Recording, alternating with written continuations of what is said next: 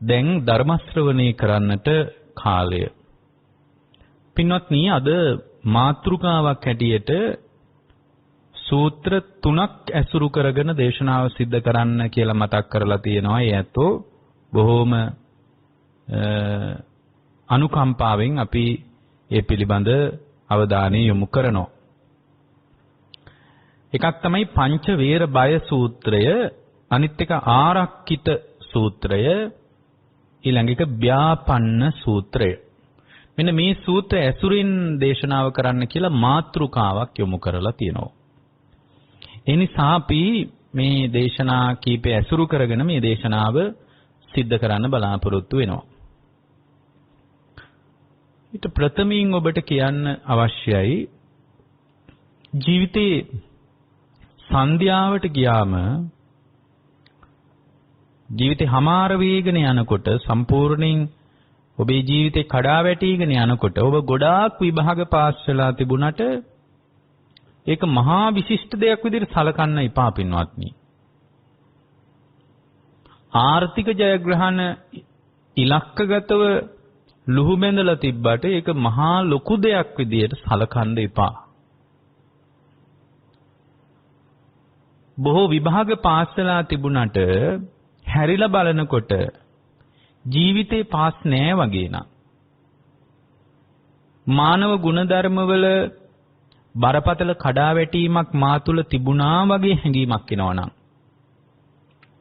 මගේ පිළිසරණ මට බැරි වුණා හදාගන්න, මම නැසුණා කියලා හිතෙනවනම්, ඒ බඳු පිළිසරණ නැසිච්ච, පිළිසරණ තුලින් පේල් වෙච්ච, පිළිසරණ තුලින් අසමත් වෙච්ච ශ්‍රාවකෙක් බොහෝ විභාග සමස්තුනාට මදි. ඇත්තටම මේ දේශනා තුනම, මේ අත්තු මතක් කරන දේශනා තුලම ගිහි ජීවිතය හදාගන්න ශ්‍රාවකයෙකුට, විශේෂයෙන්ම සෝතාපන්න වෙන ශ්‍රාවකයෙකුට පුදුම උදව්වක් තියෙන, අනුග්‍රහයක් තියෙන දේශනා කීපයක්.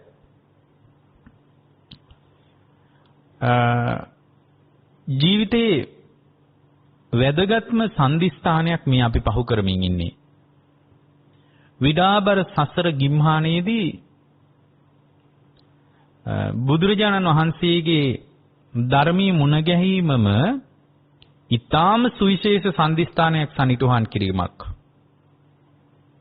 මේ ඊටා සුවිශේෂ අවස්ථාව, සුවිශේෂ කඩයිම සාංශාරික සත්‍යයකට, ඒ සත්‍යයේ දෝතට හම්බ වෙනවා කියන්නේ පින්වත්නි, මේ ලෝකේ මෙතර වීම පිණිස ලැබිච්ච ඊටාම වැදගත් අවස්ථාවක්. අවදානම සම්පූර්ණයෙන්ම බිඳුවට අඩු කරගන්න ලැබිච්ච අවස්ථාවක්. මොකද මේ සාංශාරික අවදානම කියන්නේ බොහොම පුංචි එකක් නෙමෙයි. සාංශාරික අවදානම බොහොම වැඩි අපිට. එවැනි අවදානම් සහිත සාංශාරික සත්වයකට මේ ලැබිච්ච අවස්ථාව ඊතා සුවිශේෂ අවස්ථාවක් කොටගෙන අපිට පුළුවන් වුණොත් මේ විභාග පාස් වෙන ගමන්, උපාධි පශ්චාත් උපාධි කරන ගමන්, මේ භාග්‍යවතුන් වහන්සේ පෙන්වා වදාළ පිළිසරණ තුල දායාද වෙන්න, මේ ශ්‍රාවකයා ඒ සුවිශේෂ අවස්ථාවේ අග්‍රඵලේ නෙලාගත්ත වෙනවා. මේ දේශනා තුනේම කාරණය හකුලුවා දක්වනවට වඩා ඇත්තටම මේ ආරක්කිත සූත්‍රයත් ව්‍යාපන්න සූත්‍රයත් දෙකේ අන්තර්ගතය ඊටාම සමානයි. ඒ නිසා අපි මේ දේශනා දෙක කලින් මේකේ බොහොම වැදගත් දේශනාවක් තමයි පංච වේර බය සූත්‍රය කියන එක. සංයුක්ත නිකායේ තියෙන නිදාන සංයුක්තේ. පංච වේර බය. පංච වේර බය කියන්නේ මොකද්ද? පංච කියන්නේ පහ කියන එක. වේර කියන්නේ වෛරය කියන එක. පංච වේර බය කියන්නේ බිය කියන එක. පස්සාකාරයක බිය හා වෛරය ගැන වදාළ දේශනාව කියලායි මේ දේශනාවට සිංහලට හරවගත්තොත් අදහස. පංච වේර බය. පස්සාකාරයක බිය සහ වෛරය ගැන වදාළ බුද්ධ දේශනාව කියන එකයි. මේ දේශනාව කරන කාලයේ බුදුරජාණන් වහන්සේ වැඩ හිටියේ සවැත් නුවර. සවැත් නුවර ජේතවනාරාමයේ බුදුරජාණන් වහන්සේ වැඩ හිටියේ. ඒතර ජේතවනාරාමයේ කියන්නේ ඉතා සුවපහසු ආරාමයක්. බුදුරජාණන් වහන්සේ වෙනුවෙන් ඊටාම සුවඳවත් ගන්ධ කුටියක් හදලා තිබුණා. එතන මේ ගන්ධ කුටිය හදලා දෙපැත්තෙන් ශ්‍රාවක සංඝයාට ඒ වගේම ඊටා හොඳ ගන්ධ කුටි දෙකක් හදලා තිබුණා අග්‍ර ශ්‍රාවකයන් වහන්සේලා දෙනමට. බුදුරජාණන් වහන්සේ නොඇලෙමින් නොබැඳෙමින් මුලා නොවෙමින් උන්වහන්සේ ආරාමයේ වැඩ සිටියේ. මොකද උන්වහන්සේගේ හිත ස්වභාවයෙන්ම මුලා නොවුණු සිතක්. ස්වභාවයෙන්ම නොබැඳෙන සිතක්. මොකද උන්වහන්සේ සත්‍ය අවබෝධය ප්‍රත්‍යක්ෂ කරලා ලෝකයාට කියාගෙන ගියපු මුනිවරයා. ඒතර මේ ආරාමේ පූජා කළේ අනාථපිණ්ඩික කියන සිටුවරයා. රත්තරණින් අතුරා තමයි බුදුරජාණන් වහන්සේට පිදුවේ. මේ අනීපිඬු සිටුවරයා මේ ආරාමයේ දැකීමෙන් සතුටු වුණා. බුදුරජාණන් වහන්සේ සමග පිළිසඳර කතාවෙන් සතුටු වුණා. ඔහු ධර්මයේ තුල ස්ථාවර වුණා. දවසක් බුදුරජාණන් වහන්සේ මුණ ගැහෙන්න මේ අනීපිඬු සිටුවරයා පැමිණුණාම ඒ පැමිණිච්ච අනීපිඬු සිටුවරයා සමග ඇතිවෙන ඊතා සුහද පිළිසඳර කතාවේදී මතුවෙච්ච ඊටාම වැදගත් රමණීය දහම් කොටාසයක් තමයි පංච වේර බය සූත්‍රයේ සඳහන් වෙන්නේ. බුදුරජාණන් වහන්සේ ඉදිරියේ මේ අනාථපිණ්ඩික සිටුවරයා කතා බහ කරලා ඉවර වුණාම භාග්‍යවතුන් වහන්සේ වදාලා යතෝකෝ ගහපති අරිය ශාවකස්ස පංච බායානි වේරාණි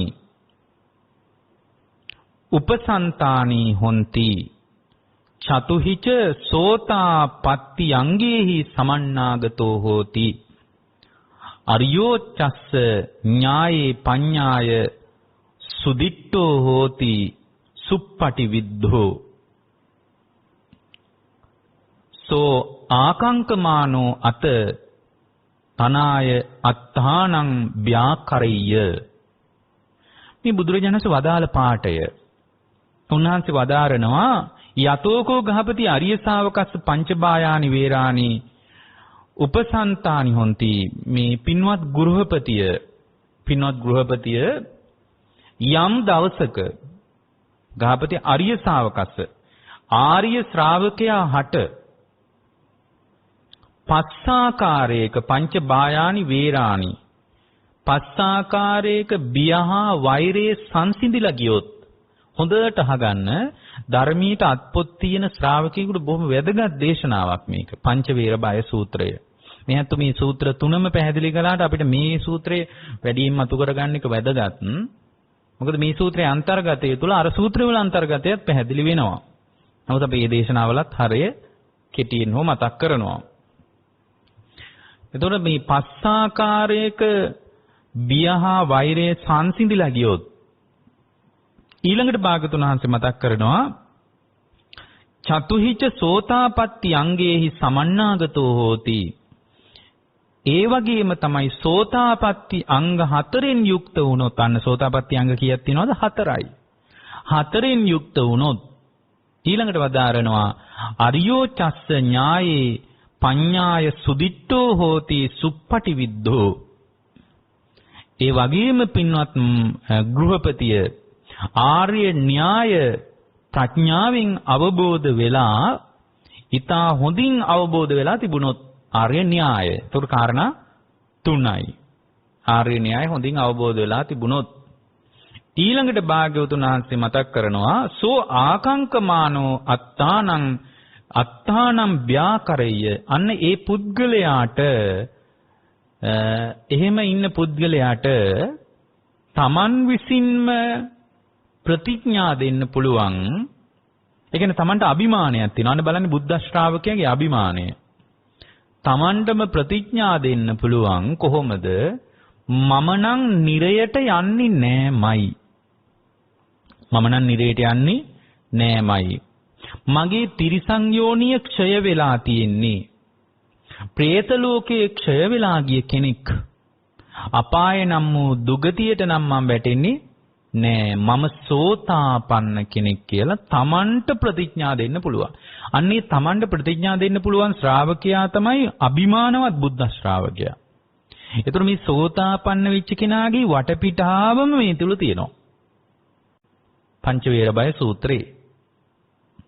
ඒතර මෙතන කාරණා තුනයි තියෙන්න ඕනේ. එතකොට එයාට ප්‍රතිඥා දෙන්න පුළුවන් අර විදියට. මොනවද කාරණා තුන? පස් ආකාරයක බියහා වෛරේ සංසිඳිලා ගිහින් තියෙනවා. සෝතාපට්ටි අංග 4න් යුක්ත වෙලා ඉන්නවා. ආර්ය න්‍යාය ප්‍රඥාවෙන් අවබෝධ වෙලා, ඊටා හොඳින් අවබෝධ වෙලා තියෙනවා. ඒතර මේ කාරණා තුන යම් ශ්‍රාවකයෙකු තුල තිබ්බොත් එයාට ප්‍රතිඥා දෙන්න පුළුවන් මම දුගතියට වැටෙන්නේ නැහැ. මම සෝතාපන්නයි කියලා. ඒතර දැන් මේක අහගන්න ඕනද කාගෙන් හරි ගිහින්? අහගන්න දෙයක් නැහැ. ඒතර මේක අහගන්න ඕනේ නැහැ කාගෙන්වත් ගිහින්. ඇත්තට මේක ඒකනේ ඉතින් ඒක බණකින් සෝතාපන්න උනේ ගමක ඉන්න 3000ක් විතර ආවොත් 500ක් සෝවාන් වෙලා බණකින් ගියා කියන්නේ ඒකයි. ඒතර මේ සෝතාපන්න වෙච්ච කෙනාටත් භාවනාව වැදගත්. නමුත් ප්‍රඥාව වැඩිච්ච කෙනෙකුට මේ බඳු දේශනාවකින් වුවද ඒ කාරණේ කරගන්න පුළුවන්. මේ දේශනා කීපේම අහගෙන හිටියාම ඔබට ඒක තේරෙයි. දැන් මෙන්න මේ කාරණා තුන ඇති කරගත්තොත් ඔන්න ඔබට බය වෙන්න දෙයක් නැහැ. දුගතියට යන්නේ නැහැ කියලා අභිමානයක් තියෙනවා. නිරේ പ്രേත ලෝකේ සතර අපායට වැටෙන්නේ නැහැ කියලා විශ්වාසවන්තව Tamanගේ හෘද සාක්ෂිය ඔබට කියයි බය වෙන්න එපා කියලා. ඒතකොට එයා මරණාසන්න මොහොතේ එනවා. අඬන්න දෙයක් නැහැ. අනේ උඹලගේ මූණු බලාන මං කොහොමද ඇස් පියාගන්නේ කියලා අඬන්න දෙයක් නැහැ. ඇයි බරක් බිම තිබ්බා වගේ සුගතියේ. මිනිස්සු අඬන්නේ මැරෙන්නම බයට නෙමෙයි මේව දාලා යන්න බැරි බයට මිනිස්සු අඬන්නේ. ඒ වගේම තමයි Tamange කරපු දේවල් හදවතට තට්ටු කර කියනවා උඹ මෙහෙමත් කළා කියලා අර කරපුව හදවතට තට්ටු කර කියනවා. ඒ කියනකොට එයාව තැවෙනවා, එයාව පිච්චෙන්න පටන් ගන්නවා. අනේ මං කොහේ යයිදෝ කියලා එයාව පිච්චෙන්න පටන් ගන්නවා. ඒතර මෙන්න මේ කාරණා තුන තිබ්බොත් බුදුරජාණන් දැන් ওই සමහර වෙලාවට කාංකා විතරණ විසුද්ධිය ගැන කියද්දී කියනවා යම් කෙනෙක්ගේ කාංකා විතරණ විසුද්ධිය තිබ්බොත් එයා චුල්ලසෝතාපන්නයි කියලා. ඇත්තටම පින්වත්නි චුල්ලසෝතාපන්න කෙනෙකුටත් මේ ස්ථාවර පිළිසරණක් තියෙනවා කියලා කියන්න බෑ. සැක දුරු වුණා කියලා පිළිසරණ චුල්ලසෝතාපන්නයි කියලා කියන්නේ එයා දුගතියට වැටෙන්නේ නැහැ කියලානේ. නමුත් දුගතියට වැටෙන්නේ නැහැ කියලා ධර්මී කියන්නේ මේ බඳු ශ්‍රාවකෙක්. චුල්ලසෝතාපන්න කතාවක් අදාළ නැහැ. චුල්ලසෝතාපන්න කෙනා සුගතියට යයි. නමුත් සුගතිය ස්ථාවරයි කියලා අපිට කියන්න බෑ. නමුත් මෙබඳු ශ්‍රාවකයා ස්ථාවරයි ඒකාන්ත වශයෙන්. කතමානි පංච භායානි වේරානි උපසන්තානි හොಂತಿ. ඔන්න ඊළඟට උන්වහන්සේ වදාරනවා මොකක්ද පුද්ගලයා තුල පවතින පස් ආකාරයක බියහා වෛරය සංසිඳිලා යනවා කියලා කියන්නේ මොකක්ද? මෙතන පංචශීලය ගැන කියන්නේ නිසා මම මේක ලොකුවට මතු කරන්න උත්සාහ කරන්නේ නෑ. මේවා දන්න ඒවනේ. බුදුරජාණන් වහන්සේ වදාළනවා පින්වත් ගෘහපතිය සතුන් මරණ කෙනා එක ශික්ෂාපදයක් කියනනම් ඒක ඉතුරුවට ගලප ගන්න. සතුන් මරණ කෙනා සතුන් මැරීම හේතු කරගෙන සතුන් මරණ කෙනා සතුන් මැරීම හේතු කරගෙන මෙලොවදීම බයක් හදා ගන්නවා. මෙලොවදීම යම් බයක් ඇති වෙනවා. ඒ වගේම මොකද සතුන් මරණ කෙනා සනීපෙට මරනවා නෙමෙයි. එයාගේ හිත හැම වෙලාවකම ගැහි තමයි සත්තු මරන්නේ. එතකොට මොකද එයා දන්නවා මේ යන්තම් හරි ඔලුවක් තියෙන මිනිහින් නම් දන්නවා මේක කොහෙන් කැරකීද දන්නේ නැහැ කියලා නිගමනට හරි හිතෙනවා. ඒ වගේම වෛරය රැස් කර ගන්නවා නම් ප්‍රාණඝාතය තුළ වෛරය රැස් කර ගන්නවා නම් පරලෝදීත් යම් බයක් වෛරයක් රැස් කරනවා නම් මානසිකවත් යම් දුකක් දුම්නසක් විඳිනවා නම් මිබඳු වූ ඒ පුද්ගලයාට වෛරයත් සතුම් මැරීමෙන් වෙන්වීමේ කෙනෙකුට සංසිඳී යනවා. ඒතර ඒ බඳු බයක් සතුන් මැරීමෙන් වෙන් වෙච්ච කෙනාට නැහැ.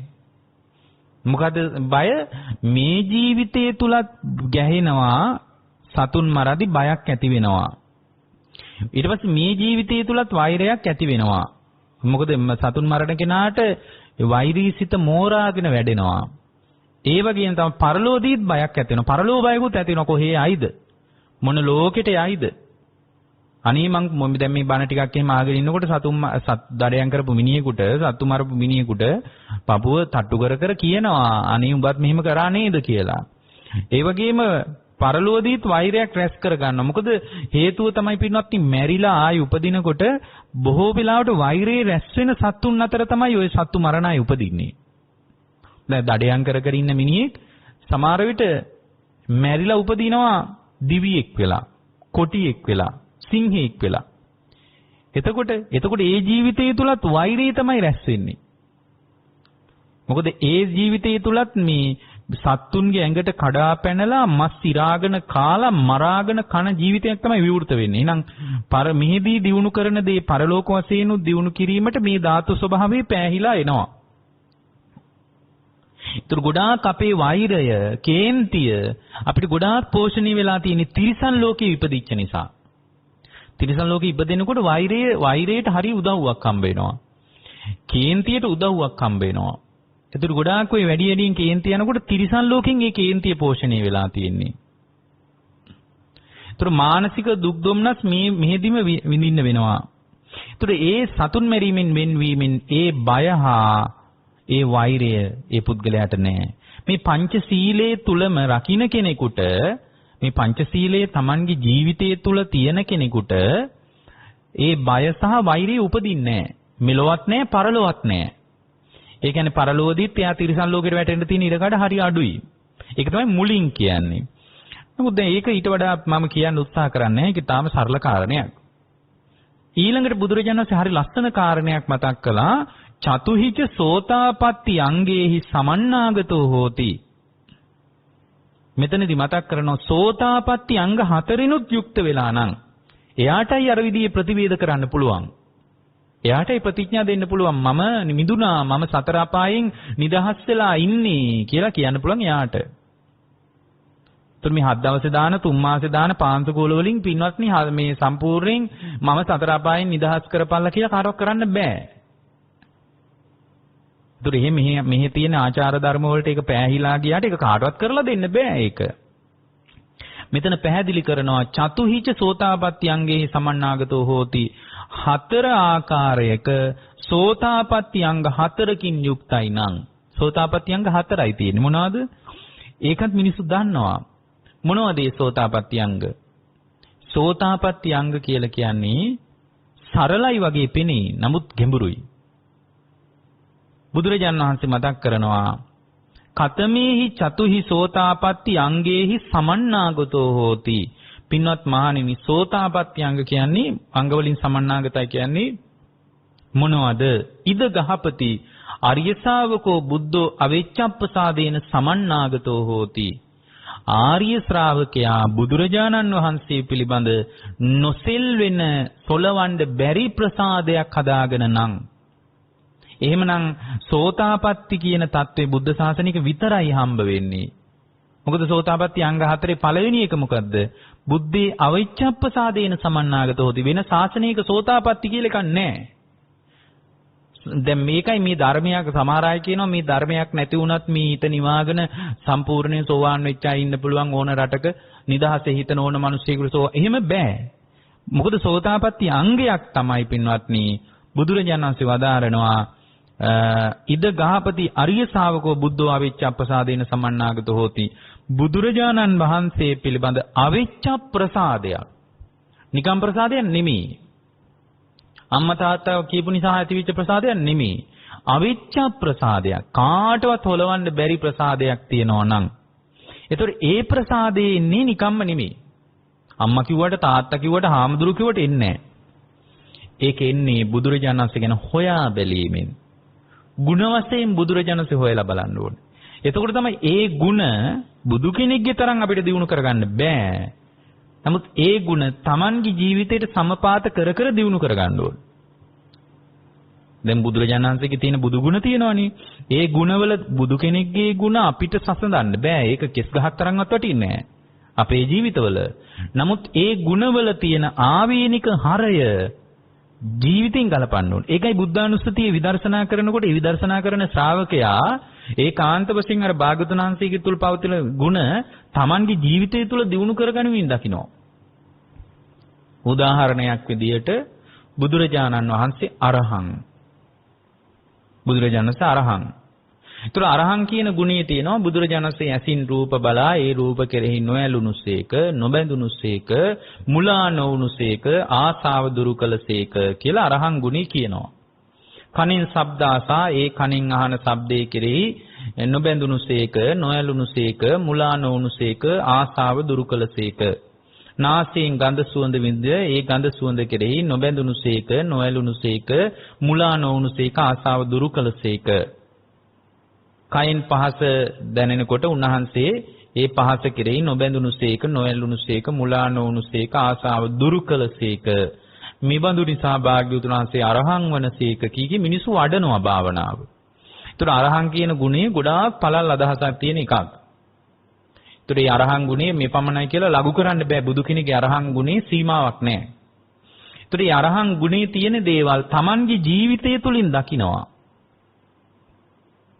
Tamanගේ දැන් අවිච්ඡ ප්‍රසාදේ කියන්නේ Tamanගේ වීරත්වයෙන් සලකන කෙනා සාමාන්‍ය ලෝකේ ඒ වීරත්වයෙන් සලකන කෙනාගේ චර්යා Tamanගේ ජීවිතය තුළින් දකින්න හදනව නේද?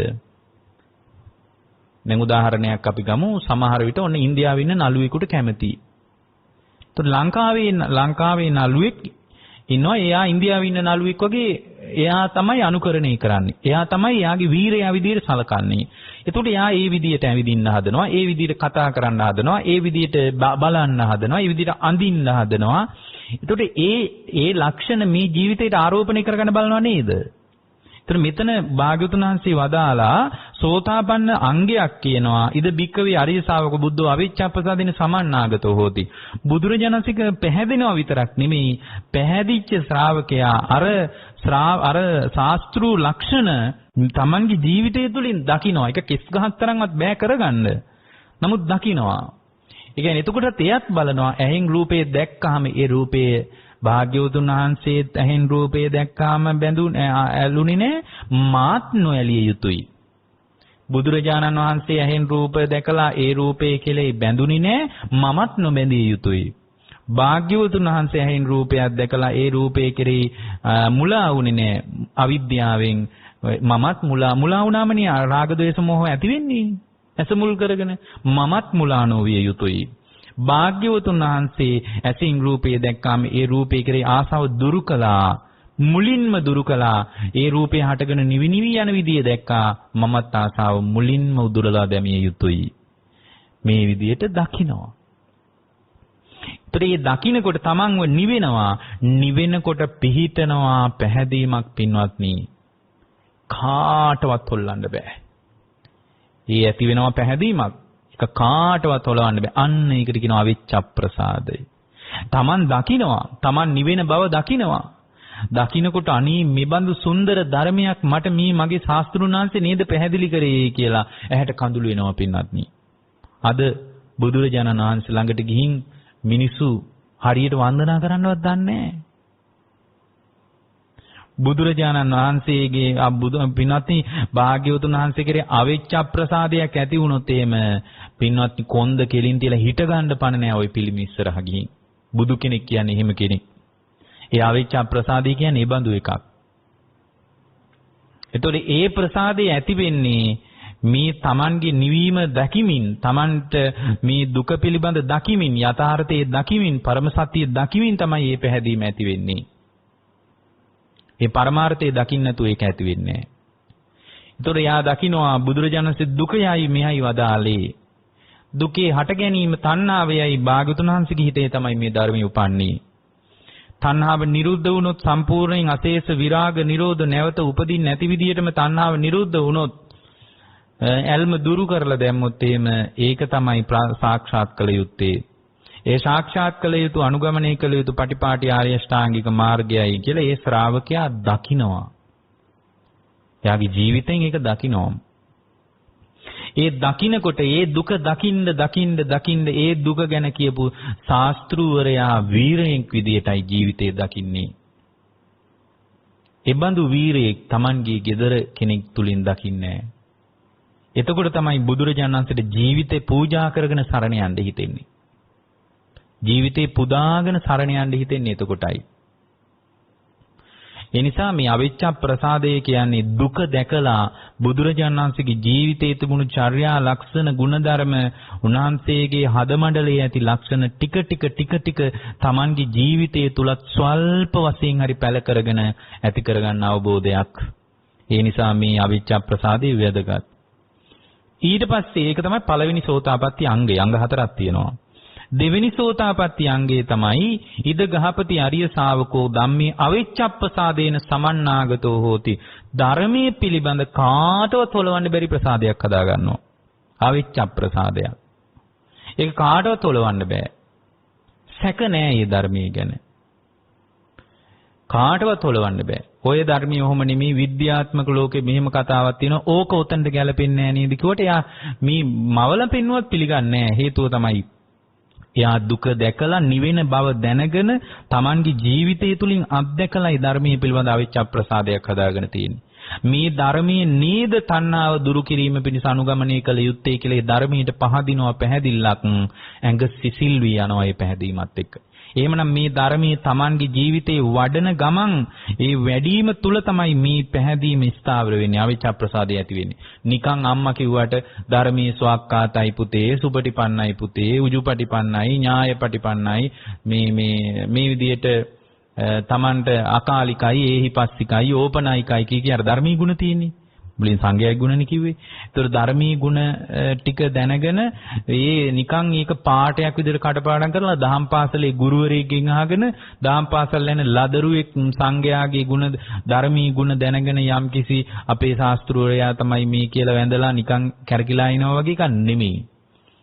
එතකොට එයා Tamanගේ ජීවිතෙන් දකින්න පච්චත්තං වේතිතබ්බෝ විඤ්ඤෝහි තම Tamanගේ නැනපමණින් දැනගත්ත පමණින් මොකද්ද දැනගන්නේ මේ දුක නාම රූප ධර්මයන්ගේ දුක. එතකොට මේ පංචස්කන්ධ ලෝකයේ දුක. ඒතර මේ හිත සත්වයේ කියයි පුද්ගලයේ කියයි ආත්මීය වශයෙන් බැහැගෙන ඉන්න එකේ දුක. කොහොමද දකින්නේ පච්චත්තං වේතිතබ්බෝ තම Tamanගේ නුවණේ හැටියට දකින්නවා. තමන් මේ දුක තමන්ට ආරෝපණය කරලා දකින්න. එතකොට දුකෙන් මිදෙන්න බුදුරජාණන් වහන්සේ වදාළ ධර්මයේ හොයනකොට පුදුමයි මෙබඳු ධර්මයක් බුදු කෙනෙකුගේ හිතේ උපන්න නේද කියලා ධම්මේ අවිච්ඡප්පසාදීන සමන්නාගතෝ ධර්මයේ පිළිබඳ කාටවත් හොලවන්න බැරි පැහැදීමක් ඇති වෙනවා. ඊළඟට භාගතුන් වහන්සේ වදාරනවා ඉද ගහපති අරිය ශාවකෝ සංඝේ අවිච්ඡප්පසාදීන සමන්නාගතෝ හෝති. සංඝයා පිළිබඳ කොලවන්න බැරි පැහැදීමක් හදා ගන්නවා. මේ බඳු ධර්මයක් තුලින් සදාකාලිකවම නිවිච්ච සම්පූර්ණයෙන් නිවිලා ගිය මුනිවරු ඉන්නවා නේද කියලා පහදිනවා. ඒ පැහැදීම කාටවත් හොලවන්න බෑ. ඒ අවබෝධයත් එක්කයි ඒක මිශ්‍ර වෙලා තියෙන්නේ. ඒතර ඒ තමයි තුන්වෙනි සෝතාපට්ටි අංගය. ඊළඟට හතරවෙනි සෝතාපට්ටි අංගය තමයි පින්වත්නි ආර්යකාන්තේහි සීලේහි සමන්නාගතෝ හෝති. ආර්යකාන්ත සීලයකින් සමාදන් වෙලා ඉන්නවා. ඔන්න සෝතාපට්ටි අංගයේ හතරවෙනි එක. ආර්යකාන්ත සීලයක්. ආර්යකාන්ත සීලය ගැන අපි මීට කලින් අපි දේශනා කරලා තියෙනවා. ඒ කියන්නේ ආර්යකාන්ත සීලය කියන්නේ නිවනටම බර සීලය. ඒක පන්සිලුත් නෙමෙයි. අටසිලුත් නෙමෙයි. නිවනට බර වෙච්ච සීලයට ආර්යකාන්ත සීලය කියනවා. නිවන ඉලක්ක කරගෙන යම් මිනිස්සෙක් සීල් රකින්නවා නම් ඒ සීලයට තමයි ආර්යකාන්ත සීලය කියන්නේ. බුදුරජාණන් වහන්සේ වදාලා මහණෙනි මේ ආර්යකාන්ත සීලය අනනුබෝධා අපපටි වේදා අවබෝධ නොවීම නිසා ප්‍රතිවේද කරගන්න බැරි වෙච්ච නිසා ඔබත් මමත් මේ සංසාරේ ඉපදෙමින් මැරෙමින් දීර්ඝ කාලයක් ආවා. මොන සීලය ප්‍රතිවේද කරගන්න බැරි වෙච්ච නිසාද? ආර්යකාන්ත සීලය ප්‍රතිවේද කරගන්න බැරි වෙච්ච නිසා. ආර්යකාන්ත සීලය කියන්නේ නිවනට බර වෙච්ච සීලය. නිවන පැත්තට බර වෙලා තියෙන්නේ. ඉලක්කය නිවනමයි. ආර්යකාන්ත සීලය වඩාත් කිට්ටු සීලයක් විදිහට අපිට හොයාගන්න පුළුවන්. එකම දේ තමයි ඒ කියන්නේ මේ වැදගත්ම අවස්ථාව තමයි ඉන්ද්‍රිය සංවර සීලය. ඒක වඩාත් බරයි මේ පැත්තට. ආජීව අෂ්ටාංගමයේ සීලයත් හුඟක් බරයි ආර්යකාන්ත සීලේ පැත්තට. නමුත් එතන චේතනාවක් මෙතනදී බලපානවා පින්වත්නි. ඒතර මේ සීලය ආර්යකාන්ත සීලේ සිදුරු කරගත්තේ නැහැ. මොන ප්‍රශ්න තිබුණත් නිවනටම බර සීලයක් කියලා කියන්නේ මෙන්න මෙහෙම එකක්. එක හාමුදුරුවෝ කෙනෙක් හිටියා මේ හොඳටම දුර්භීක්ෂ කාලෙක බුදුරජාණන් පිරිනිවන් පාලා දුර්භීක්ෂ කාලෙක බලන්න මේ ආර්යකාන්ත සීලයක් දිනු කරපු මුනිවරුන්ගේ ලක්ෂණ. ඒ බඳු සීලයක් දිනු කළේ. අද නම් මෙහෙම සීලයක් කොහෙන්ද? මේ හාන්දරෝ දැන් ඔය දුර්භීක්ෂ කාලේ කෑම නැහැ. හරි අමාරුවෙන් වැඩ හිටියේ. අමාරුවෙන් වැඩ ඉන්නවා. දැන් ඉතින් පින්නපාතේ ආගන්නත් බැරි වුණා. දවසක් පින්නපාතේ යන ගමනේ මේ මොකුත් හම්බුන්නේ නැහැ දා. ඒ හාන්දරෝ හිමීට එතන අම්බලමක් තිබ්බා. පාත්‍ර සිවුරු අරගෙන අම්බලමට ගියා. අම්බලමේ වාඩි වුණා. වාඩි වෙලා ටිකක් භාවනා කළා. භාවනා කර කර ඉන්නකොට මේ හාන්දරොන්ට හරි අමාරුයි. දාන්නේ නැහනේ. පාත්‍රය එක පැත්තකින් තියලා හිමීට ඒ අම්බලමේ හාන්සි වුණා. දැන් මේ හාන්දරෝ මේ අම්බලමේ හාන්සි වුණා. හාන්සි වුණාට පස්සේ දැන් දවසක් ගියා, දෙකක් ගියා, තුනක් ගියා, මේ දවස් කීපයක් ගියා මේ හාන්දරුන් දැන් හොඳටම පණ නැහැ. නැගිට ගන්නත් බෑ. දැන් මේ හාන්දරුන්ට නැගිට ගන්නත් බැරි කොට මෙතනින් ගියා පින්වත්නි තව ස්වාමීන් වහන්සේ නමක් උන්වහන්සේ හිමීට රජගෙට යනවා පින්ඩපාතෙට. රජ්ජුරුවන්ගේ මාලිගාවට පිඬු පිනිස යන හාන්දරු කෙනෙක්. මේ කාලේ ඉඳලා තියෙනවා. රජ්ජුරුවන්ට ටිකක් ලිංගතුකමින් පින්ඩපාතේ ගියපු අය. හැම කාලෙම ඉඳලා තිනවා බලන්න යද්දි. එකල මෙකල සරුව කාලිනව එහෙම ආගමික කණ්ඩායම් නායකයෝ ඉඳලා තිනවා. ඒතර රජගෙදරින් හම්බ වෙන හොඳට කැම ටික දානේ හම්බ වෙනවා. මේ හාමුදුරු හොඳට දානේ වළඳලා මාලිගාවෙම තව දානේ ටිකුත් පාත්‍රයට අරගත්තා. අර රජගෙට වඩින හාමුදුරු දානේ ටිකත් මේ හාමුදුරු පාත්‍රයට අරගෙන මේ හාමුදුරු කිලීම වැඩම කළා. දානේ ටිකත් පිළි අරගෙන මොකද පාත්‍රයට ගත්තේ ආය රැයට කන්න බලාගෙන නෙමෙයි. පාත්‍රයට ගත්තේ දන්නවනේ දුර්භීක්ෂය ගැන. කවුරු හරි සංඝයා වැඩියොත් දැක්කොත් මේ ස්වාමීන් වහන්සේට දානි ටික දෙනවා කියලා හිතාගෙනයි ගත්තේ. ඒකත් බොහොම හොඳ සත්පුරුෂ අදහසක් ඉතින් ඇත්තටම. ඉතින් ඒ අදහසින් තමයි මේ ස්වාමීන් වහන්සේ දානි පාත්‍රය අතට ගත්තේ. දානි පාත්‍රය අතට අරගෙන වඩිනකොට අර අඩිපාරෙන් එනකොට අයිනේ අම්බලම තියෙන බාගෙට බිත්ති බැඳපු අම්බලම දැක්කා සිවුරකුත් පොරෝගෙන කවුරු හරි නිකන් ආන්සි වෙලා ඉන්නවා. ගිහින් බැලුවා. පොඩක් කේන්ද්‍රී ගගා වගේ ඉන්නවා. ඊට පස්සේ මේ කතා කළා. කවුද මේ ස්වාමීන් වහන්සේ නමක්ද කියලා කතා කළාම අර හාමුදුරුවෝ එමීට අර සිවුර අයින් කළා ඔළුවෙන්. හිස වහගෙන වැඩ හිටියේ. මේ වැඩි හිටි බොහොම පරණ මේ පැවිදි වෙලා අවුරුදු 25 30ක් ගිය කෙනෙක් නෙමෙයි. මේ පින්වත්නි අවුරුදු 16ක 17ක තරුණියෙක්, නව යෞවනයේ තරුණියෙක්. ඒතර මේ හාමුදුරුවෝ උපසම්පදාවට පත් වෙච්ච කෙනෙකුත් නෙමෙයි. මේ හාමුදුරුවෝ මේ පැවිදි ජීවිතේට ලිංගතුකම් පාන ආදරය කරන පැවිද්දේ ප්‍රතිඵල හදාගත්ත මේ ආර්යකාන්ත සීලයක් තිබ්බ කෙනෙක්. බලන්න ආර්යකාන්ත සීලේ தත්ත්වය ඒක පුදුමාකාර විමුක්තියට බරයි. ඒක කිසිම ආකාරයකින් කැලැල් වෙන්නේ නැහැ. ඒතර මේ හාමුදුරුවෝ අර දානි ටික ගෙනාපු හාමුදුරුවෝ කිව්වා පොඩි නම මේ මොකද මේ කියලා ඇහුවා. හරි අමාරුයි කිව්වා. දැන් දවස් කීයක්ද මෙතන ඇහුවා. දැන් දවස් 3-4ක් වෙනවා කිව්වා. ඒ කියන්නේ මිනිසුන්ටත් කාණ්ඩ දෙන්න දෙයක් නැහැ ස්වාමීන් වහන්සේලා වැඩියට. එහෙම කාලේ ලංකාවේ කොච්චර තිබ්බද? මේ ලංකාව ත්‍රිපිටකේ රැකගත්තේ හාමුදුරුවෝ දිවි පුදාගෙන නේ. වැටකෙයියා ඉස්ම වළඳා පින්වත්නි ලුණු වතුර බිබී ධර්මයේ රැක්කේ ලංකාවේ හාමුදුරුවෝ. ලංකාවේ සංඝයාට මුළු ලෝකෙම ණයයි. ලංකාවේ සංඝයාට මුළු ලෝකෙම ණයයි ලංකාවේ සංඝයාට. ඔය දැන් කතා කරන්නේ චීනයටත් දැන් පරණම ත්‍රිපිටකයේ චීනේ තියෙන කියලා කතා කරනවා. නමුත් පින්වත්නි ලංකාවේ සංඝයා තමයි ධර්මයේ රැක්කේ. ඔය කතා කරන තේරවාදී රටවල් වලටත් ධර්මයක් නැහැ. මහායාන රටවල් වලටත් ධර්මයක් නැහැ. මේ සියලු ධර්මීය ලංකාවේ තේරවාදී භික්ෂුවයි රැක්කේ. එතකොට අර හාමුදුරුවෝ මේ කිව්වා පොඩි නම මේ පාත්‍රයේ දාන ටිකක් තියෙනවා මේක වළඳන්න කිව්වා. දැන් දවස් ගානක බඩගින්න හිටියනම් පැනලා වළඳන්නේ නැද්ද අද නම්? වළඳනවා. ඇහුවා අනේ ස්වාමීනි දැන් වෙලාව කීයට විතර ඇද්ද කියලා ඇහුවා. බලන්න මේ පොඩි හාමුදුරුවෝ අහපු කතාව. ටිකක් තරුණ ජවයකුත් තියෙන නැති ඒ නිසා ටිකක් පණ ගැට ගහලා ඉඳි දවස් දෙකක් තුනක්. වයෝවෘද්ධ කෙනෙක් නම් හොඳටම දුර්වල වෙනවනේ. ඇහුවා ස්වාමීනි දැන් වෙලාව කීයට විතර ඇද්ද කියලා ඇහුවා. එතකොට අර ලොකු හාමුදුරනේ කේන්ති ගියා. ඒ හාමුදුරු කිව්වා වෙලාව මොන වෙලාවක්ද කියලා ඇහුවා. මේ මිනිසුන්ට කණ්ඩ නැහැ. ඒ වගේම සංඝයාටත් දානේ හම්බෙන්නේ නැහැ. මේ තමුන්නාන්සේ මොකද මේ වෙලාවක් ගැන කතා කරන්නේ? මේ තමුන්නාන්සේ වෙලාවක් ගැන අහන්න එපා මේ හම්බෙන ටික වළඳන්න කිව්වා. මේ දානේ ටික වළඳන්න කිව්වා.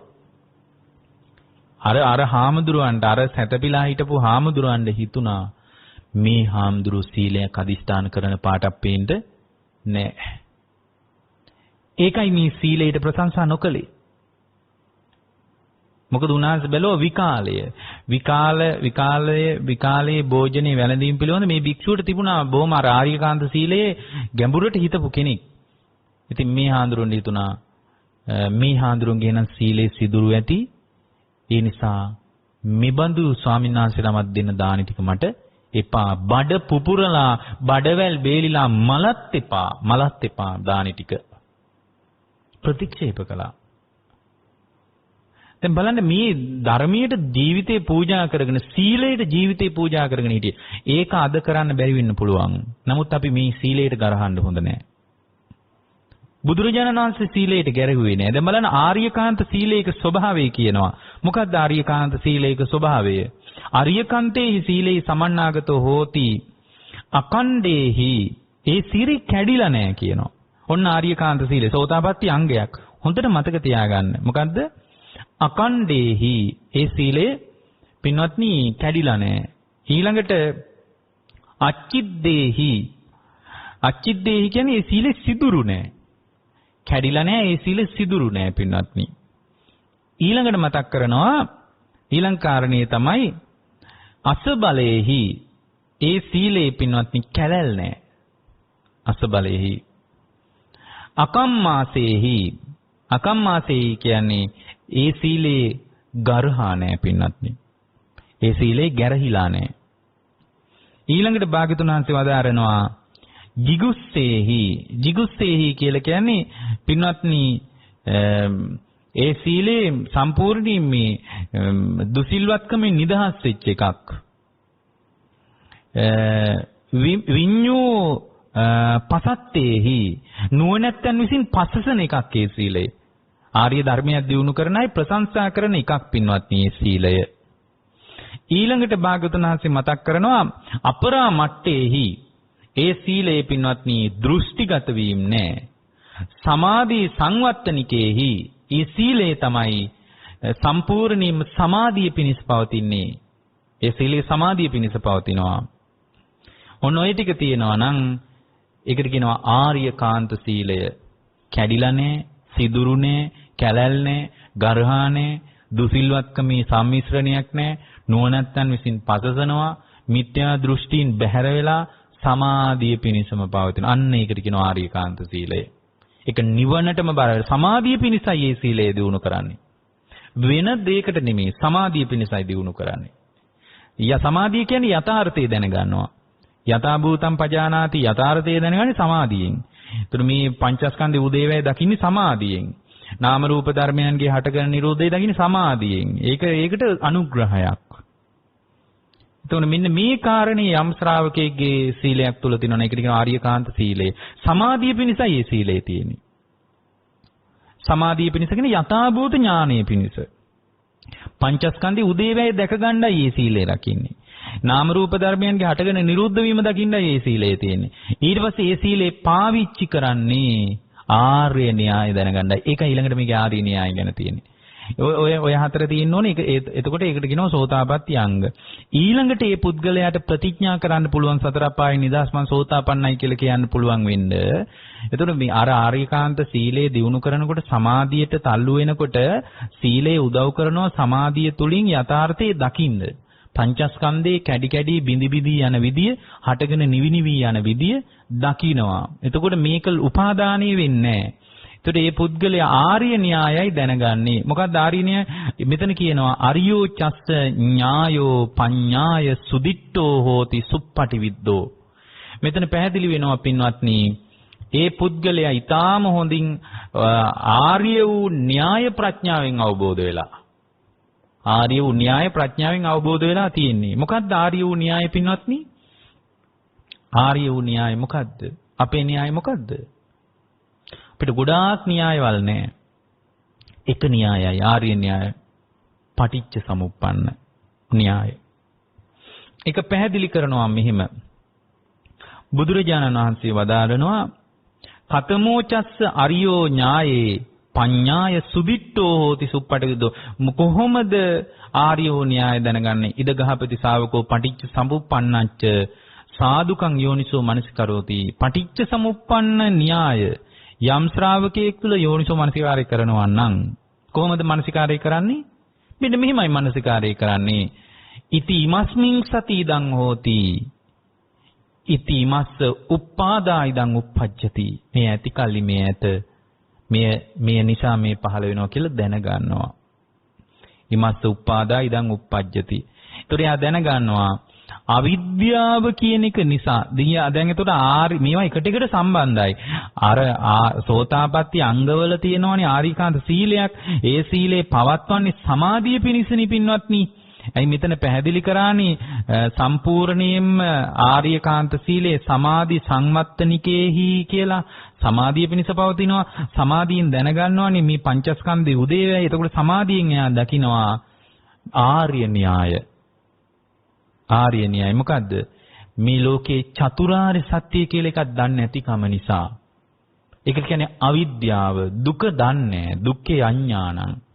දුක්ඛ සමුදය අඥානං. දුක්ඛ නිරෝධය අඥානං. දුක්ඛ නිරෝධ ගාමිනී පටිපදාය අඥානං. අවිජ්ජා. ඒකට තමයි අවිද්‍යාව. අවිද්‍යාව මුල් කරගෙන හැම වෙලාවකම මේ ලෝක සත්‍ය සංකාර එකතු කරනවා. සංස්කාර රැස් කරනවා, පින් රැස් කරනවා, පව් රැස් කරනවා, ධ්‍යාන සිත් රැස් කරනවා. මේවා කරන්නේ අවිද්‍යාවෙන් වැහිච්ච නිසා. සංස්කාර යම් තැනක එකතු වුණොත් ඒ සංස්කාරවල හැඩතලයට අනුව විඥානය පිහිටනවා කොහේ හරි. සංස්කාරය හේතුව කරගෙනයි විඥානය පිහිටන්නේ. විඥානේ යම් තැනක පිහිටියොත් ඒ විඥානේ පිහිටීමට අනුව විඥානේ බැස ගැනීමට අනුව එතන නාම රූප කියලා දෙකක් වැඩෙනවා. නාම රූප යම් තැනක වැඩුණොත් එතන නාම රූප නිසා ආයතන හයක් සකස් වෙනවා. සලායතන, චක්කායතන, සෝතායතන, ගානායතන කියලා කියන්නේ. සලායතන යම් තැනක තිබුණොත් මේ ආයතනවල නාම රූප ධර්මයන් එකතු වුණොත් නේ ආයතන වෙන්නේ. ආයතන වුණොත් එතන ආයතන හය ස්පර්ශ වෙනවා. ආයතන ඇසේ ස්පර්ශය හට ගන්නවා. ස්පර්ශ වුණොත් ස්පර්ශ වෙච්ච දේ මිනිස්සු ඒක විඳිනවා. පුද්ගලයා ඒක විඳිනවා. වේදනාවක් හට ගන්නවා. ඇහෙන් රූපේ දැක්කාම ඒක සුඛ වේදනාවක් හෝ දුක් වේදනාවක් හෝ මදහත් වේදනාවක් ඇති වෙනවා. විඳිනකොට පින්වත්නි විඳින දෙයට හිතේ තණ්හාවක් ඇති වෙනවා. රූප තණ්හා ඇති වෙනවා. ශබ්ද තණ්හා ඇති වෙනවා. ඒ තණ්හාව හිතේ ඇති වෙනවා. චිත්තක්ෂණයයි යන්නේ. ලොකු වෙලාවක් යන්නේ නැහැ. මේ ක්‍රියාවලියේ මේ පැය ගාණක් යන ජීවිත ගාණක් මේක ක්‍රියාවත් වෙන්නේ නැහැ. මේ පින්වත්නි හොඳට මතක තියාගන්න ස්පර්ශ වෙලා විඳීම් හටගෙන විඳින දෙයට තණ්හාව ඇති වෙන චිත්තක්ෂණයයි තියෙන්නේ ඇති වෙන්නේ. චිත්තක්ෂණයකින් මේකට තල්ලුව දීලා වේදනාව කියන එක එතනම නිරුද්ධ වෙලා යනවා. තණ්හාව හේතු වෙලා ඵලය හදනවා, උපාදානෙ හිත බැඳෙනවා, බැඳීම ඇති වෙලා චිත්තක්ෂණයයි තණ්හාව නිරුද්ධ වෙලා යනවා. මහ පුදුම ක්‍රියාවලියක් මේක. තණ්හාව ඇති වෙනවා, තණ්හාව උපාදානයට තල්ලුව දීලා එතනම නිරුද්ධ වෙලා යනවා. හට ගන්නවා නිරුද්ධ වෙනවා. හිත බැඳෙනවා, උපාදානෙ වෙච්ච තැන විපාක පිණිස කර්ම හැදෙනවා, එතනම නිරුද්ධයි. භවයට තල්ලුව දීලා උපාදානෙ නිරුද්ධ වෙලා යනවා. ඒ වගේම තමයි භවය නිසා ජාතිය පහළ වෙනවා, එතනම නිරුද්ධයි. ජාතිය නිසා ජරා මරණ දුක. මේක දැනගන්නවා. මේකට කියන්නේ ආර්ය න්‍යාය කියලා. මේක ලිහින විදියක් දැනගන්නවා. ගැට ගැහෙන විදිය විතරක් නෙමෙයි. කොහොමද දැනගන්නේ? අවිජ්ජා යත්තේව අශේෂ විරාග නිරෝධෝ සංකාර නිරෝධෝ. අවිද්‍යාව නිරුද්ධ වුණොත්, මේ චතුරාර්ය සත්‍ය පිළිබඳ නුවණ පහළ වුණොත් විද්‍යාව පහළ වෙනවා. අවිද්‍යාව නිරුද්ධ වුණොත් එතන තව දුරටත් පිංපව් ධ්‍යාන දිනු කර කර යා ලත වෙන්නේ අතපොත ගගා ඉන්නේ. ඒ ඔක්කොම කරන්නේ අවිද්‍යාවට. ඒතොර ඒ ටික කර කර ඉන්න ශ්‍රාවකයා එතනින් එහාට ඉදිරි පියවරක් විදියට පින්වත්නි එයා සම්පූර්ණයෙන් මේක ලියා ගන්නවා. සංස්කාර නිරුද්ධ වුණොත් විඥානය නිරුද්ධයි. විඥානය නිරුද්ධ වුණොත් නාම රූප නිරුද්ධයි. නාම රූප නිරුද්ධ වුණොත් ආයතන හය නිරුද්ධයි. සලආයතන නිරුද්ධ වුණොත් ස්පර්ශය නිරුද්ධයි. ස්පර්ශය නිරුද්ධ වුණොත් වේදනාව නිරුද්ධයි. වේදනාව නිරුද්ධ වුණොත් තණ්හාව නිරුද්ධයි. තණ්හාව නිරුද්ධ වුණොත් පින්වත්නි උපාදානය නිරුද්ධයි. තණ්හාව නැත්තම් කොහෙද උපාදානයක්? උපාදානය නිරුද්ධ වුණොත් භවය නිරුද්ධයි. භවය නිරුද්ධ වුණොත් ජාතිය නිරුද්ධයි. ජාතිය නිරුද්ධ වුණොත් ජරා මරණ ශෝක පරිදේව දුක් දොම්නස් සියලුම දුක නිරුද්ධයි. ඔන්න ඕක දැනගන්න එකට කියනවා ආර්ය න්‍යාය. ඔය තුන දන්නවනම් ඔය තුන දැනගත්තොත් වෙන මොකක්වත් ඕනේ නැහැ පින්වත්නි. ඒ පුද්ගලයා ප්‍රතිවේද කරන්න පුළුවන් මම සතර අපායට වැටෙන්නේ නැහැ. මට උඹලා පංසකුල දුන්නත් එකයි නැතත් එකයි. දානි දුන්නත් එකයි නැතත් එකයි. ආත් දවසට පින්බණ කියවුවත් එකයි නැතත් එකයි. හේතුව තමයි මට ප්‍රතිවේද කරන්න පුළුවන් අභිමානයක් තියෙනවා. මම සතර අපායට වැටෙන්නේ නෑ. ඔච්චරයි ඕන. ඊට පස්සේ දැන් මේක මෙතනින් එහාට මම මේ දේශනාව කතා කරන්න යන්නේ නෑ. මේක මේ කාරණා හතර කියලා මේ දේශනාව ඉවර වෙනවා මේ තුන. නමුත් මේ අද මාතෘකාව විදිහට මේ අත් යෝජනා කරපු එකේ ආරක්කිත ව්‍යාපජ්ජ සූත්‍රය, ව්‍යාපන්න සූත්‍රය ගැනත් මතක් කරන්න කියලා තියෙනවා. ඇත්තටම මේ ව්‍යාපන්න සූත්‍රය කියන එකේ තියෙන්නේ පින්වත්නි මේ හිත රැක ගන්න බැරි වුණාම කර්ම රැස් වෙනවා කියන එකයි. ව්‍යාපන්න සූත්‍රයේ තියෙන්නේ. ව්‍යාපන්න සූත්‍රයේ තියෙන්නේ මේ අංගුත්තර නිකාය තික නිපාතයේ තියෙන කාරණා තුනයි තියෙන්නේ. එතන තියෙන්නේ පින්වත්නි හිත රැකුන් නැත්තම් කාය කර්ම රැකින්නේ නැහැ කියනවා. වාක් කර්ම රැකින්නේ නැහැ කියනවා. මනෝ කර්ම රැකින්නේ නැහැ කියනවා. මනස පිහිට කරගෙන තමයි ඉන්නේ. එතකොට මේ හිත රැකුණොත් කාය කර්මත් රැකිනවා, වචී කර්මත් රැකිනවා, මනෝ කර්මත් රැකිනවා. එතකොට මේ යම් වෙලාවක කාය කර්ම, මනෝ කර්ම, කාය කර්ම, වචී කර්ම, මනෝ කර්ම නොරැකුණොත් එහෙම සම්පූර්ණේ කාය කර්ම මුල් කරගෙන යාගේ ජීවිතය තුළ කෙලෙසුන්ගෙන් තෙත් වෙනවා. වචී කර්ම මුල් කරගෙන රැක ගන්න බැරි වුණොත් කෙලෙසුන්ගෙන් තෙත් වෙනවා. ඒ වචනේ මේකේ පාවිච්චි කරන්නේ. මනෝ කර්ම මුල් කරගෙන යාගේ ජීවිතයේ කෙලෙසුන්ගෙන් තෙත් වෙනවා. මොකක් නිසාද? රැකින්න බැරි වෙච්ච නිසා. එතකොට මේ ඉන්ද්‍රිය ටික ඔක්කොම මේ සම්පූර්ණ කාය කර්ම, වචී කර්ම, මනෝ කර්ම රැකින්න බැරි වුණේ කුමක් නිසාද? සම්පූර්ණයෙන්ම එයාගේ සිත රැක ගන්න බැරි වෙච්ච නිසා. එනයි එකම දේ සිතයි රැක ගන්න තියෙන කියන එකයි මෙතන පැහැදිලි කරන්නේ. ඔකට හරි ලස්සන උදාහරණයකුත් මේ දේශනාවේ තියෙනවා. සෙය්‍යතාපි ගහපති කූටාගාරෝ දුච්ඡන්නෝ කූටම්බි ආරක්කිතං හෝති. ඒකට බුදුරජාණන් ලස්සන උපමාවක් පාවිච්චි කරනවා ව්‍යාපන්න සූත්‍රයේ. පින්වත් මහණෙනි, මනාව සෙවිලි නොකර මුදුනක් තිබුණොත් මුදුන රැකිලා නැත්තම් වහලේ සම්පූර්ණයෙන්ම කුළුගේ, ඒ කියන්නේ gedara හොඳට වහලා නැත්තම් අපේ වචන වලින් කිව්වොත් මුදුන දූෂණය වෙනවා කියනවා. මුදුන දූෂණය වුණොත් පරාල දූෂණය වෙනවා කියනවා. පරාල දූෂණය වුණොත් බිත්තිය දූෂණය වෙනකොට ගේ තෙමෙනවා. පරාල දූෂණය වුණොත් බිත්තිය දූෂණය වෙනවා. ඒ බිත්තිය දූෂණය වුණොත් පින්වත්නි සම්පූර්ණයෙන්ම ගේ විනාශ වෙලා යනවා. අන්න ඒ වගේ ඒකට හේතුව වුණේ මොකද්ද? කුළුගේ මනාව සෙවිලි නොකළ නිසා. අන්න ඒ වගේ හිත රැක ගන්න බැරි වුණොත් පින්වත්නි සියලු තැන්හි දූෂණය වෙලා ඒ භික්ෂුවගේ හෝ ගිහියාගේ ජීවිතේ කෙලෙස් වලින් තෙත් වෙනවා. මේක න්‍යායක් විදිහට ඔළුවේ නිතර තියාගන්න එක හරි වටිනවා. එතකොට ආරක්කිත සූත්‍රයේදීත් ඕකමයි කියන්නේ. ආරක්කිත සූත්‍රය ඊට වඩා එකක් කියන්නේ. ආරක්කිත සූත්‍රයේත් ඔය කය වචන මනස රැක ගැනීම ගැනමයි බුදුරජාණන් වහන්සේ මෙතනදී මතක් කරන්නේ පින්වත්නි. ඒතර අපි දක්ෂ වෙන්න ඕන මේ කාරණේ තේරුම් ගන්න. ඒ තමයි දැන් හැම වෙලාවකම අපේ ජීවිතයේ පින්වත්නි සිහිනුවන අපිට පිළිව ගන්න අපි පුරුදු වෙන්න ඕන. ඔකට හරි ලස්සන දේශනාවක් තියෙනවා සති විපන්න සූත්‍රය කියලා. බුදුරජාණන් වහන්සේ මතක් කළා සති සම්පජඤ්ඤේ භික්කවේ අසති සති සම්පජඤ්ඤ විපන්නස්ස හතුපනිසං හෝති හිරොත්තප්පං. උන්වහන්සේ මතක් කළා පින්වත් මහණෙනි, මේ හිත රැක ගන්න බැරි වුණොත් එහෙම, සිහිනුවන විපරීත වෙලා ගියොත් එහෙම, එයාගේ හිරියොතප් කියන දෙකම නැසිලා වෙනසිලා යනවා කියනවා. හිරියොතප්පේ අසති හිරියොතප්ප විපන්නස්ස හතූපනිසෝ හෝති ඉන්ද්‍රිය සංවරෝ. ඊට පස්සේ බුදුරජාණන් වහන්සේ වදාලා යම් වෙලාවක හිරියොතප් දෙක විපරීත වුණොත් එහෙම සම්පූර්ණයෙන් යාගේ ඉන්ද්‍රිය සංවරය නැසෙනවා කියනවා. ඊට පස්සේ භාගතුන් වහන්සේ මතක් කරා ඉන්ද්‍රිය සංවරයේ අසති ඉන්ද්‍රිය සංවර විපන්නස්ස හතූපනිසං හෝති සීලං. ඉන්ද්‍රිය සංවරේ නැසුනොත් එතන සීලය නැසෙනවා කියනවා.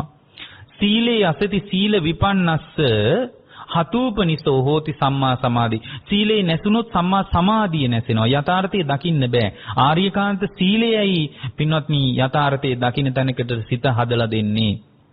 යම් තැනක පින්වත්නි සම්මා සමාධිම්හි අසති සම්මා සමාධි විපන්නස්ස හතූපනිසං හෝති යථාභූත ඥාන දර්ශන. අන්න බලන්න සමාධිය නැති තැනක යථාභූත ඥානය ඇත්ත ඇති සැටියෙන් දකින්න නුවණ. තත්තු පරිද්දෙන් ලෝකයේ දකින්න නුවණ. තත්තු පරිද්දෙන් ලෝකයේ දකින්නවා කියලා කියන්නේ මේ හැට පේන ටික නෙමෙයි. තත්තු පරිද්දෙන් ලෝකයේ දකින්නේ මේ සියලු දේවල් වල හට ගැනීමයි නිරුද්ධ වීමයි. හට ගැනීම මේක තමයි යථාර්ථය. එතකොට යථාර්ථයේ දකින්නකොට තමයි මේ ලෝකයේ සත්වයේ පුද්ගලයෙක් වශයෙන් අපි මේ වටිනාකම් ආරෝපණය කරපු ගතිය කැඩිලා බිඳිලා විනාශ වෙලා යන්නේ. යථාභූත ඥාන දස්සනී අසති යථාභූත ඥාන දස්සන විපන්නස්ස හතූපනිසෝ හෝති නිබ්බිදා විරාගෝ. එතකොට එයාගේ ජීවිතය තුල පින්වත්නි කලකිරීමෙන් නොයල්ම නැසී යනවා.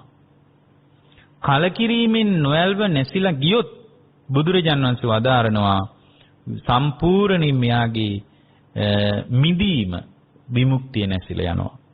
ඒතර විමුක්තිය නැසුවේ කුමක්ද පින්වත්නි? සති සම්පජඤ්ඤේ නැතිවීම නිසා. සිහි නුවණ විපරීත වෙච්ච නිසා.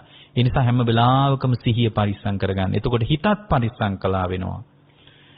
ලැජ්ජා බය දෙකිනුත් පරිස්සම් වුණා වෙනවා.